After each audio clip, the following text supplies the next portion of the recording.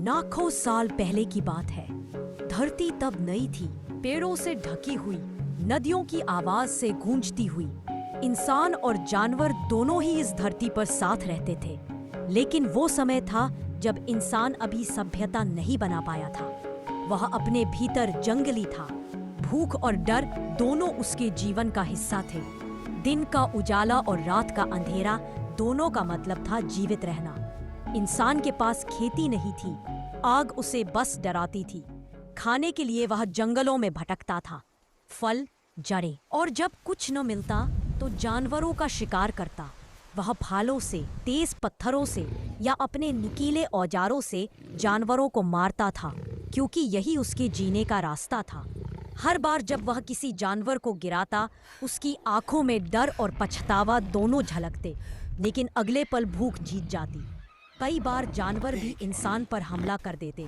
वो भी डरते थे इंसान से, क्योंकि इंसान अब पैरों से नीचे उतर आया था। उसने आग पर काबू पा लिया था। आग की लौ अब उसकी ताकत बन गई। अब रात में जब अंधेरा होता तो जानवर पीछे हटते और इंसान के पास रोशनी होती। धीरे धीरे वो शिकारी बन गया। वक्त बीतता गया। इंसान ने देखना सीखा कि जानवर उसकी तरह जीते हैं।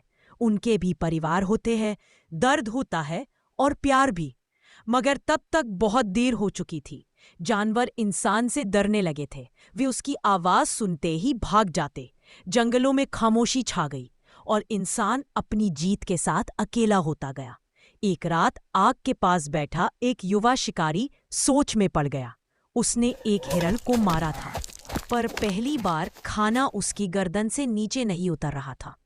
उसके सामने बैठा उसका छोटा बच्चा पूछ रहा था, पिता, ये जानवर मरना क्यों नहीं चाहता था? वो सवाल जैसे पत्थर बनकर इसके दिल में उतर गया। उसने पहली बार समझा कि वो जानवरों से अलग नहीं बल्कि उन्हीं का हिस्सा है। धीरे धीरे इंसान ने आग को सिर्फ जलाने के लिए नहीं बल्कि पकाने के लिए इस्तेमाल किया। उसने शिकार कम किया, खेती सीखी, पशु पालने लगा। लेकिन उस पुराने समय की कहानी, जब इंसान और जानवर एक दूसरे से डरते थे, कभी नहीं भूली गई। वो याद अब भी उसके खून में बहती है।